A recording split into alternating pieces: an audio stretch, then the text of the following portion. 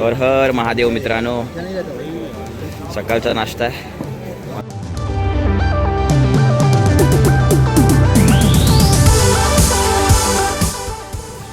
तीन तासामध्ये आलोय. 3 तास 15 मिनिटांमध्ये आपण इथे पोहोचलोय.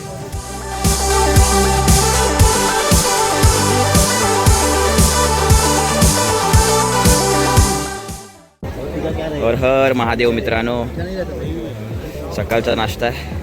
मस्त पोहे आहेत आणि बघा पोह्यांवरती असं शेव वगैरे टाकून दिलं आहे. उज्जैनचं खास डिश आहे आणि इकडे बघा चहा आहे. मस्त आपलं चहासुद्धा घ्यायचा आहे. सकाळीच आपण निघालो आहे हॉटेलवरून चेकआउट करून, मस्त गरम पाण्याने आंघोळ करून आता पोह्यावर ताव मारतो आहे. सकाळचा नाश्ता करून आपण आता उज्जैनच्या महाकालेश्वरला टाटा बाय बाय करणार आहे आणि इथून निघणार आहे आपण ओंकारेश्वरसाठी. बघूया आता ओंकारेश्वरसाठी आपल्याला काय मिळतं आहे ते. बस मिळतं आहे की काही वडापासून मिळतं आहे का ते जरा चौकशी करू. आपण आता आहोत उज्जैनमध्ये महाकालेश्वर मंदिराच्या परिसरामध्ये आणि काल आपलं दर्शन झालं होतं महाकालेश्वराचं आणि आज आपण चाललो आहोत दुसऱ्या ज्योतिर्लिंगाच्या दर्शनासाठी, ते म्हणजे ओंकारेश्वर. ओंकारेश्वर इथून जवळजवळ 150 किलोमीटर आहे. आता हा इकोवाला बोलतो आहे. आम्ही इथे आलो होतो चौकामध्ये उज्जैनच्या, तर तिथे आम्हाला हा एक इकोला भेटला जो शेअरिंग घेऊन जातो आहे. तर तो आधी 350 बोलला आम्हाला, पण थोडी बार्गेनिंग करून आम्ही त्याला 280पर्यंत आणलं आहे. 280मध्ये तो आपल्याला सोडतो आहे उज्जैनपासून ओंकारेश्वरला. सो बघूया आता. ओंकारेश्वर जायला जवळजवळ बसने ना, बसवाले आय थिंक 250 ते 280 घेतात, पण जायला जवळजवळ 4 तास लागतात बसने. तर आता वाजलेत 6:30. पोचायला आपल्याला तिकडे 10-10:30 होती. पण जर आपण ट्रॅक्सने गेलो, या इको गाडीने गेलो, प्रायव्हेट कारने, तर आपण 3 ते 3.5 तासामध्ये पोचून जातो. म्हणजे 6:30 वाजले तर आपण 9:30पर्यंत पोहोचतो तिकडे आणि मंदिराजवळ सोडेल हा आपल्याला. सो हाच आम्ही प्रिफर करतो आहे. सो आता निघूया इथून.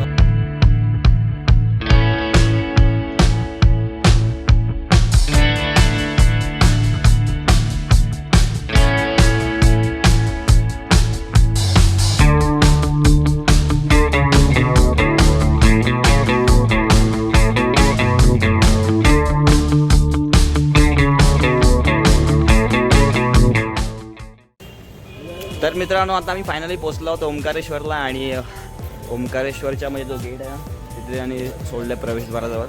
जवळजवळ आम्हाला 7:30चा आमचा प्रवास सुरू होता. 7:30ला प्रवास सुरू केला होता आम्ही. इको गाडी होती आणि त्याने आपल्याला सोडलं 9:15 इथे.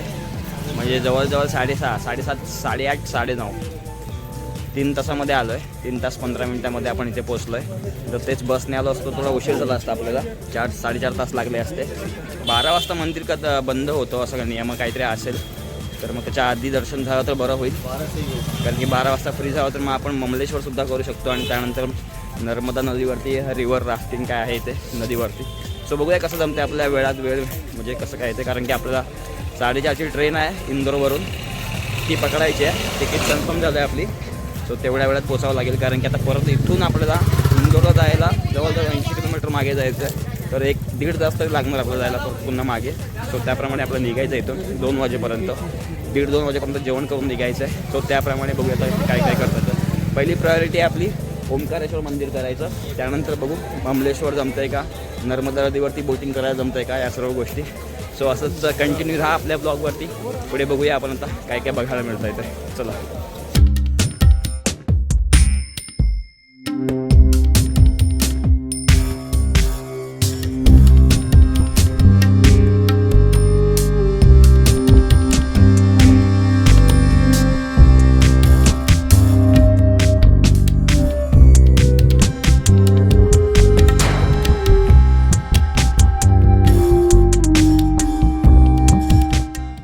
तर मित्रांनो, आता आपण आलो आहे नर्मदे काठी. नर्मदेच्या तीरावरती आलो. तुम्ही एकटा यावरलो बघता, एक सर्व बोट्स आहेत खालती आणि त्या तीरावरून तिकडे जायला ओंकारेश्वर मंदिराकडे जायला आपल्याला बोटीने प्रत्येकाचे 50 रुपये लागतात. लोक 50 रुपये घेतात आणि पूर्ण परिक्रमा आणि ते इकडून परिक्रमा आणि मग पूर्ण बोटिंग करायचे ते लोक 150 रुपये घेतात. सो आता आम्ही ठरवलं आहे की आधी आपण ब्रिजने, जो पूल आहे त्या पुलावरून जायचं चालत मंदिराकडे आणि बघायचं किती दर्शनाला वेळ लागतो येतो. आणि त्यानंतर समजा दर्शन लवकर झालं तर मग आपण बोटिंग करायची जी आहे ती प्रत्येकी 150 रुपये देऊन. सो असा होता प्लॅन केला आपण. आणि समजा जर वेळ लागला आपल्याला मंदिरामध्ये दर्शन करायला तर मग आपण येताना 50 रुपये बोट देऊन बोटीने येऊ. पण बोटीचा प्रवास करणार आहोत आपण एकदा. दम लागला हा ब्रिज चढला पूर्ण. हो इथे असं आलो आहे वरती आपण. हो कुठून आहे रस्ता असेल चला इकडून. महादेव महादेव हर हर महादेव. ब्रिज चढून वरती आल्यानंतर ना हा इकडे मागे पूल लागतो आपल्या इकडे ओंकारेश्वर मंदिर. आणि त्याच्या अगोदरच ना इकडे दुकान आहे. इकडे आपल्याला फुलं मिळतात, प्रसाद मिळतो. तो फुलं आणि प्रसाद घ्यायचा ना. आपल्याकडे ज्या बॅगा वगैरे आहेत ना त्या बॅगा त्यांच्याकडे ठेवायला जायच्या आणि जाताना आपण ते बॅगा चपला वगैरे घेऊन जायच्या. सो आता आम्ही आमच्याकडे ज्या बॅगा वगैरे होत्या ना ज्या आम्ही कॅरी केल्या होत्या तिकडे काढून ठेवल्या आहेत चपला वगैरे आणि तिकडून असा प्रसाद घेतला आहे ते सर्वांनी आणि आता घेऊन चाललो आहोत तिकडे. आता बघूया किती गर्दी मिळते ते दर्शनाला, कारण की बरीचशी क्राऊड गेले आपल्या पुढे. आम्हाला आधी माहीत नव्हतं की इकडेच बॅगा काढावं लागतील. आम्हाला वाटतं तिकडे लॉकर वगैरे असतील, पण तिकडे गेल्यावर कळलं की तिकडे लॉकर वगैरे नाही आहे. बॅग ठेवल्या तर आपल्या म्हणजे तिकडे स्टँड होतं चप्पलचं, पण ते बॅग ठेवलं तर त्या जबाबदारी घेणार नाहीत. म्हणून म्हटलं इकडे आलो आम्ही पाठी दुकानामध्ये ठेवून दिलं सर्वांनी ठेवले दुकानामध्ये. आणि नंतर हा बघताय ना ब्रिज, मस्त ब्रिज बांधला आहे, छान ब्रिज आहे. आणि हा ब्रिज पार करून आपल्याला समोर ओंकारेश्वर मंदिराकडे जायचं आहे. माझ्या मागे बघा सौरभ आहे, अंकित आहे आणि इकडे प्रथमेशला 3-3.5 तासाचा प्रवास रंगावरती आला आहे. थोडंसं चक्कर ते बोलतात. आणि इकडचा काय मस्त सीन आहे. बोटी आहेत जी परिक्रमा करवतात किंवा ह्या पलीकडून इकडे ओंकारेश्वरकडे न्यायला सुद्धा ह्या बोटी आहेत. आणि समोरच ओंकारेश्वराचं मंदिर. आणि ह्या बाजूला तुम्ही बघितलं तर इकडे धरण आहे नर्मदा नदीवर बांधलेलं. आणि असं आपल्याला पुढे जायचं. तर मित्रांनो ओंकारेश्वर मंदिरामध्ये लाईन लावून आम्ही ना पुन्हा खालती आलो, कारण की लाईनमधून बाहेरच आलो आम्ही. कारण की ना बरीच लाईन होती, खूप गर्दी आहे आणि जवळजवळ 4 ते 5 तास लागतील ह्या लाईनमध्ये राहिलो तर. आणि ऑनलाईन पास लोक इथे अशी अनाऊन्समेंट करतात की ऑनलाईन पास तुम्हाला उपलब्ध आहेत त्यांच्या साईटवरती, पण जाऊन बघितलं तर आताचा एकही स्लॉट नाही, सगळे फुल झाले, बंद केले लोकांनी. भेटला संध्याकाळचा भेटेल म्हणून आम्ही लाईन सोडली आणि इकडे कुठेतरी ऑफलाईन विंडो आहे पासची ती बघायला चाललो आहे. बघूया. आणि बाहेर ना लाईनीच्या आजूबाजूला ना असे पंडित असतात ते उभे, जे आपल्याला म्हणजे एंट्री करून देतात आतमध्ये. 300 रुपये पासचे घेतातच, सोबत त्यांची दक्षिणा असते 500 रुपये 700 रुपये जे बोलतील ते असं. तर एक दोघं आम्हाला भेटले होते, तर एकाने आम्हाला 1500 सांगितले पासचे, 5 जणांचे, 5 तरी 15. आणि वर त्याने 500 सांगितले, 2000 म्हणत होता, पण आम्ही नाही सांगितलं. त्यानंतर पुढे तर एकाने सांगितलं आहे 2100 आणि एकाने सांगितलं की फक्त मी 2100 दक्षिणा घेणार आणि बाकीचे 1500 रुपये तुमचे वेगळे. तर असा सर्व इथे हिशोब आहे. तर मग असं समजतं आहे, असं कळतं आहे की सगळा हा बाजार होतो आहे.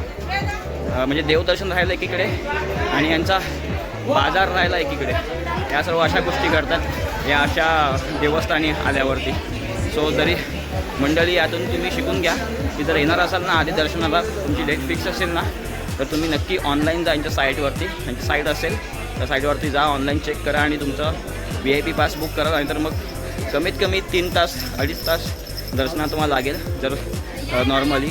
पण विकेंडला जेव्हा गर्दी असेल सणासुदीला तर तुम्हाला 4 तास नक्की लागतील, 4 ते 5 तास. आता इथे तर एक भेटला आहे आम्हाला, चेक करू जरा काय म्हणतात तुला सांगतो तुम्हाला मी. तर मित्रांनो यातून एकच कळतात आहे, आता एक मागे बघताय तुम्ही तो पंडित भेटला तिथे. तो ऑनलाईन रजिस्ट्रेशन करतो आहे, सोबत की 2% ते स्लॉट बाकी आहे. तर तो आम्हाला 5 जणांचे 300 प्रमाणे 1500 घेतो आहे आणि मला बोलतो तुम्ही मला दक्षिणा द्यावी लागेल 500 रुपये. आता 2000 आपले येणार आहे, त्याचे फक्त की आपल्याला 400 रुपये होणार आहे, 4-5 20 असा तो आता हिशोब आहे. पण यावरून एकच कळतं असं की अशा पवित्र देवस्थानी ना हा सर्व बाजार मांडला जातो आहे. आणि आता परत मंदिर 12 वाजता बंद होणार आणि 1 वाजता उघडणार. नैवेद्य दाखवतात त्या देवाला ओंकारेश्वराला. सो त्यासाठी मग 12 ते 1 हे मंदिर बंद असतं नेहमी दुपारचं. सो त्यामुळे आणखीन गर्दी वाढते आणि लाईन खूप वाढते. आणि जवळजवळ मग दर्शन तुम्ही पकडा 4 तास लागतात, 4-4.5 तास. सो आपली ट्रेन 4:30ची आहे, त्यामुळे आता आपल्याला नाईलाज असतो मग पास घ्यावा लागतो आहे आणि दर्शन करावं लागतं. आता इथंवर आलो आहे म्हटल्यानंतर मग दर्शन करून जाऊयाच आपण. सो दर्शन करूया आणि तुमचं पण दर्शन करू. जमल्यास आतमध्ये कॅमेरा वगैरे अलाव केला दर्शन घ्यायला मिळालं तर नक्की तुम्हाला ओंकारेश्वराचं दर्शन मी करून देतो. सो असंच कंटिन्यू राहा या ब्लॉगमध्ये. तर मंडळी आम्ही आता आलो आहोत बोटीमध्ये परिक्रमा करायला आणि आता माझ्या समोरच बघ आहे ते नर्मदा नदीवर असलेलं डॅम आहे, धरण आहे. ओंकारेश्वर मंदिरापासून थोडंसं इकडे डाव्या बाजूला आम्ही दाखवतो. त्रिवेणी संगम वो है प्रयागराज. हे समोरचं आहे हे धरण आहे हे. वहाँ तीनों मिलती है. त्या नद्याच्या समोर इकडे म्हणतात त्रिवेणी संगम आहे. जब आप उधर बोले ना तभी मैं बोला यहाँ कुछ नहीं, मतलब बस ये यहाँ पे वाटर लेवल कम होने पे चट्टाने निकला थी, पत्थर के आजू बाजू में 3 धाराएं दिखती है पूरी अलग अलग. लेकिन वहाँ तीनों एनी टाइम चाहे जब जाओगे मिलती हुई आपको मिलेगी. अच्छा वो तो वहाँ पे प्रॉपर संगम अपने को मिलता है तीन नदियों का. वही है और कहीं कहीं है संगम त्रिवेणी एक ही जगह है. तर आता तो बोटीवाला जो माणूस आहे ना तो म्हणतोय की इकडे जरा पाण्याची लेवल आता वाढली आहे. जेव्हा पाणी कमी असतं ना तेव्हा आपल्याला एक 3 नद्यांचा संगम आहे तो बघायला मिळतो इथे. त्यांच्या म्हणजे काय बोलतात तो हे झोत निघतो ना पाण्याचा झरा, तो इथे तुम्हाला पाहायला मिळतो आपल्याला. आता बोट पुन्हा फिरवला आहे, पुन्हा आपण चाललो आहे. समोर आहे तो झुला पूल आहे आणि पुढे तिकडे ओंकारेश्वरचं मंदिर आहे बघा. इकडे ओंकारेश्वराचं मंदिर आहे आणि ह्या बाजूला आहे ते आपण ज्या बाजूने आलो तिकडे मामलेश्वराचं मंदिर आहे. असं आहे. तर मित्रांनो प्रत्येकी 150 रुपये घेतात हे प्रति माणूस हे बोटिंग करायला. आणि बोटिंग करताना हे तिकडे समोर तिकडे आहे ना तिकडे त्या बाजूला विष्णूचं मंदिर आहे, इकडे त्रिवेणी संगम आहे आणि शंकराचार्यांची तिकडे मूर्ती आहे 108 फूट उंच उभी अशी ती दाखवतात आणि इकडे मामलेश्वराच्या इथे आपल्याला सोडतात.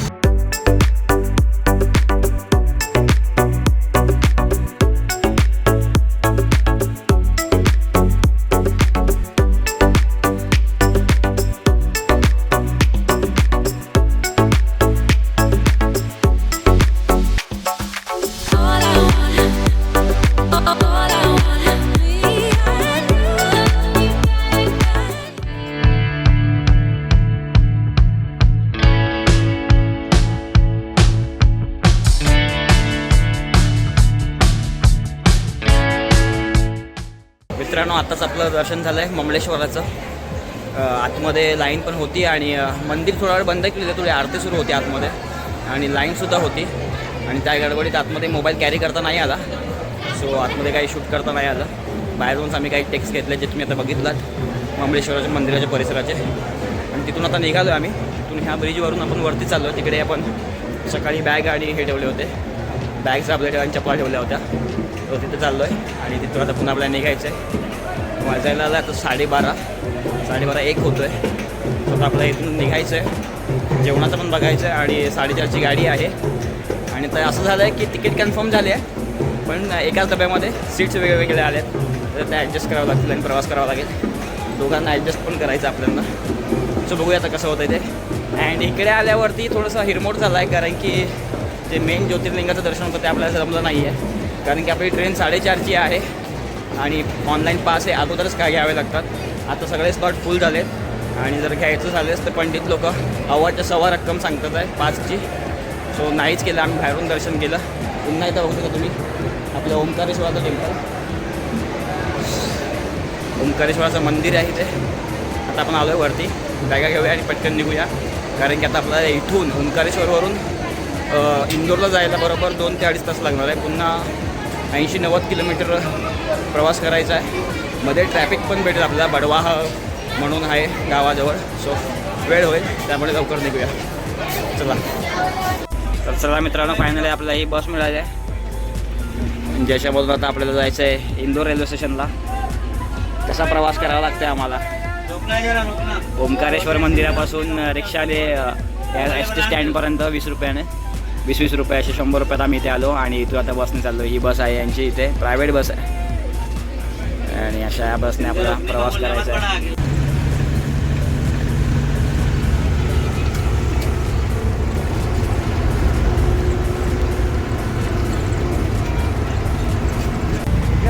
मित्रांनो बराच उशीर झाला आहे, 4:15 वाजलेत आणि 4:30ची गाडी आहे आणि फक्त उरत आमच्या हातामध्ये 15 मिनटं आणि आम्हाला कापायचं आहे.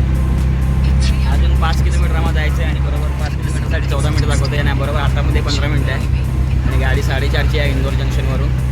आणि जी बस पकडली होती तर ती सर्व स्टोरी मी सांगेन ट्रेनमध्ये बसल्यावरती काय झालं कसं झालं. सकाळ होतो आमच्याबरोबर.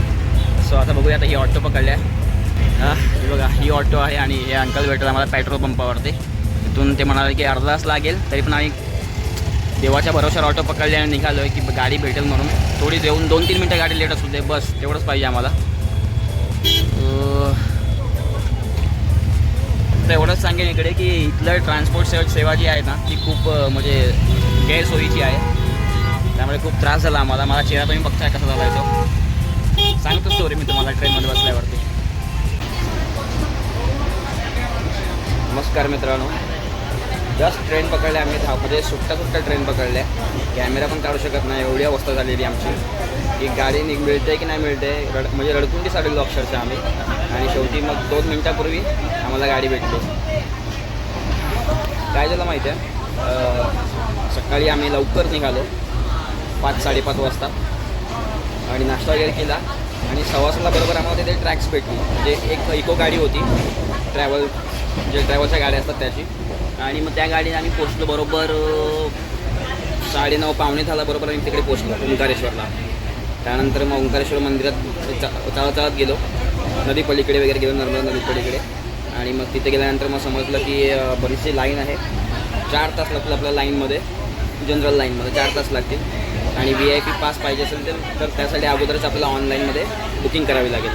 आणि त्याचं स्लॉट पण फुल झाले होते आणि ते ऑनलाईन बुकिंग बंद झालं होतं. सो मग आम्ही ठरवलं की बाहेरून दर्शन करूया आणि ममलेश्वरचं दर्शन घेऊया, नदीवरती बोटिंग करूया आणि परत फिरूया. सो त्याप्रमाणे आम्ही ममलेश्वरचं दर्शन घेतलं, बोटिंग केली आणि मग निघालो परत आम्ही 1 वाजता. बाहेर ST पण मिळाली आम्हाला. त्यांची ST म्हणजे त्यांचं असं प्रायव्हेट आहे, याला MPचं म्हणजे मध्य प्रदेशचं ओंकारेश्वर टू इंदोर असं काही गव्हर्नमेंटचं कोणती बस वगैरे नाही आहे. जशी आपल्या महाराष्ट्रात आपली लालपरी असते तसं इथे काही नाही आहे. प्रायव्हेट गाड्या धावतात. ती एखादी बस पकडली आणि ती अशी कोंबून वगैरे भरून आणत होते. आणि तो ड्रायव्हर आणि तो कंडक्टर एकदम विचित्र माणूस होते आणि बराच वेळ गेला आमचा त्याच्यामध्ये. आणि येईपर्यंत आम्हाला बरोबर 4 वाजले इंदोर सिटीमध्ये. आणि इंदोर सिटीमध्ये 4 वाजता आल्यानंतर त्याने एका पेट्रोल पंपमध्ये टाकली गाडी. तर मी म्हटलं पेट्रोल पंपमध्ये टाकलं तर तिथं 6 मिनिटं तो काढणार गाडी. आणखीन आपल्याला लेट झालं असतं कारण की अजून 6 ते 7 किलोमीटर आपल्याला पोचायचं होतं रेल्वे स्टेशनपर्यंत. सो आम्ही काय केलं की म्हटलं तिथे उतरून एखादी ऑटो बघूया म्हणून मग अंकित, त्यानंतर सौरभ आणि समीर बाहेर उतरून बघितलं तर त्यांनी ऑटो भेटली. मी त्याने ऑटोला विचारलं तर ऑटोवाला बोलला की अर्धा तास लागेल. पण तरीसुद्धा आम्ही म्हटलं की जाऊ देच त्याला बघूया, आपण ट्राय तर करूया. तर त्याने 150 रुपये घेऊन त्याने आम्हाला सोडलं आणि बरोबर 3 मिनटं अगोदर सोडलं. आणि बरोबर 4 नंबर प्लॅटफॉर्म आहे ना आपला ह्याचा इंदोरचा, त्याच्या बाहेर त्याने आणून सोडलं. त्याच्यामुळे 4 नंबर आपला कोणताही ब्रिज चढावा लागला नाही, फक्त आलोच प्लॅटफॉर्मला आणि लगेच ट्रेन भेटली. 2 मिनटं अगोदर येऊन ट्रेन भेटली. त्यानंतर जीव हायशाच वाटला. एकच सांगेन इथे म्हणजे जर तुम्ही ओंकारेश्वरला जात असाल तर तिकडे मंदिरात तर तुम्हाला जर अगोदर जायचं असेल तर अगोदर तुम्ही बुकिंग करून घ्या, जेणेकरून पास वगैरे असेल आपल्याकडे तर मग लवकर दर्शन होईल अर्ध्या तासामध्ये. आणि जर लाईन लावणार असाल तर मग 4 तास लागतील, एवढं लक्षात ठेवा. आणि ट्रान्सपोर्टचं तुम्ही बघून घ्या, भरपूर अंतर आहे इथून. कमीत कमी 3 तास लागतात. इंदोरवरून ओंकारेश्वर जायला 3 तास लागतात, ओंकारेश्वरून इंदोरला यायला पुन्हा 3 तास लागतात. ट्रॅफिक असतं मध्ये, रस्त्यांचं कामं चालू आहे, त्यामुळे खूप गडबड होईल, घाई गडबड होईल आमच्यासाठी. सो हे लक्षात ठेवा मंडळी.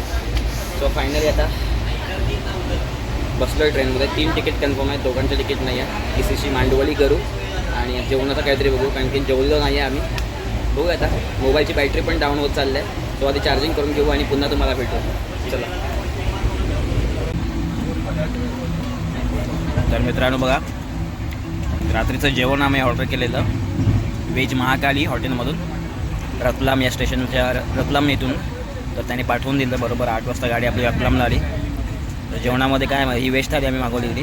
त्या वेज थालीमध्ये बघा जिरा राईस आहे, 4 रोटी आहे, चपात्या 4, पनीरची भाजी आहे, दाल आहे, दाल फ्राय आणि हे कोशिंबीर आहे म्हणजे सलाड आहे. आणि सोबत आपल्याला माउथ फ्रेशनर आणि लोणचं पण दिलं आहे. आणि जेवणाची टेस्ट कशी आहे प्रथमेश? कालपेक्षा बरी आहे ना? म्हणजे जे उज्जैनला आपण जेवलो त्याच्यापेक्षा काहीतरी कितीतरी पटीने चांगली आहे.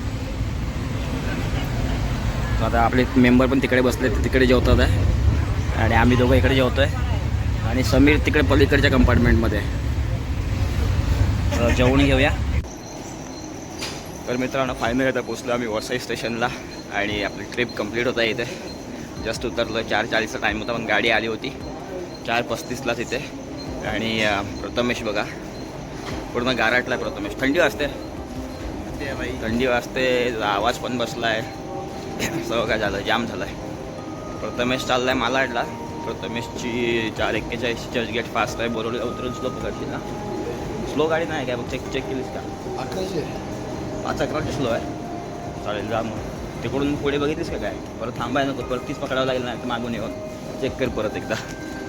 कैसा एक्सपीरियंस था आप लोग को का? ओमकारेश्वर का कैसा एक्सपीरियंस था? ओमकारेश्वर का जो दर्शन हुए वहाँ पे? खराब नहीं बोलेंगे भाई, अच्छा ही था। हम्म। पर भीड़ था, हम लोग का ट्रेन थोड़ा जल्दी आने वाला था, 4 बजे ओके। के टाइम था। और हर हर महादेव. अगर हम लोग को कोई अच्छा मिला वहाँ पे इंसान इंदौर में, वही अंकल ऑटो वाले हैं, और जो मतलब हम लोग के लिए भगवान हो वो गए। अभी वो ट्रिप में अपने महादेव को- हो गए. महादेव हो गया म्हणजे हम लोग आमच्यासाठी पे केवळ लास्ट देव टाइम माणूसच झाला आमच्यासाठी. हमारी जो मदद उज्जैन- ऑटो को भगाया, ब्रेकर वेकर ब्रेक. कुछ नहीं देखा, स्पीड ब्रेकर पण त्यांनी बघितले ना, ते उडवत गाड़ी घेऊन आले, को छोटे भी- छोटे जे होते ते. और हम लोगों को समय से पहुंचा दिया।